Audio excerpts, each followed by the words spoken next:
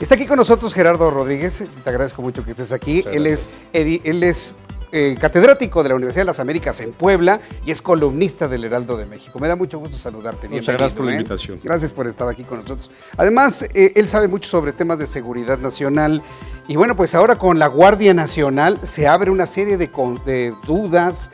Ya vimos al secretario general de Amnistía Internacional recomendando a Andrés Manuel López Obrador que no militarice el país, mientras que hemos visto a Olga Sánchez Cordero, a Mario Delgado insistiendo, no son militares, son policías. ¿En qué situación se encuentra López Obrador?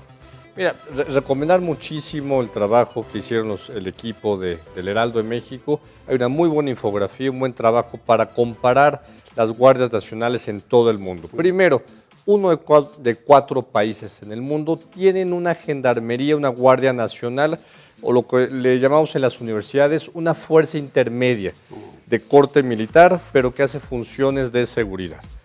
Te lo tengo que decir, 20 de estas guardias nacionales, gendarmerías, están en África, pero hay países muy exitosos de combate a la delincuencia organizada, como Italia, como España, como Francia, como Turquía, Colombia, Chile, Argentina, que tienen este tipo de fuerzas intermedias. Entonces, primero, se está militarizando la seguridad del país. Bueno, tenemos 12 años con los militares en las calles. Eso es lo que yo digo, ya están en las calles. Y tenemos un déficit de fuerzas estatales de policías. Faltan 120,000 policías estatales para cubrir lo que necesitan los estados para cubrir la seguridad en sus territorios. Entonces, esta es una estrategia en una situación de emergencia y no nos debe de extrañar. Entonces, por eso es que el presidente Andrés Manuel López Obrador se está recargando en las Fuerzas Armadas, porque primero, tienen estado de fuerza, no lo suficientemente grande, tienen cerca de unos 50,000 elementos y se necesitarían al menos unos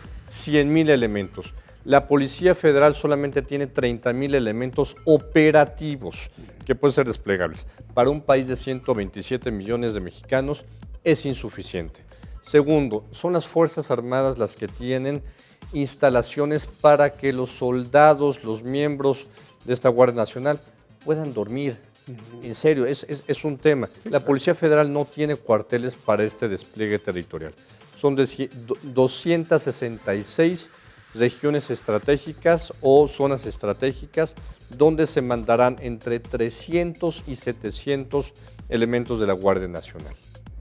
Ahora bien, hay que reconocer algo, porque entendemos toda esta preparación, todo lo que hay atrás de los elementos que van a conformar la Guardia Nacional, pero hay mucha preocupación de insistirnos que no son militares, que son policías.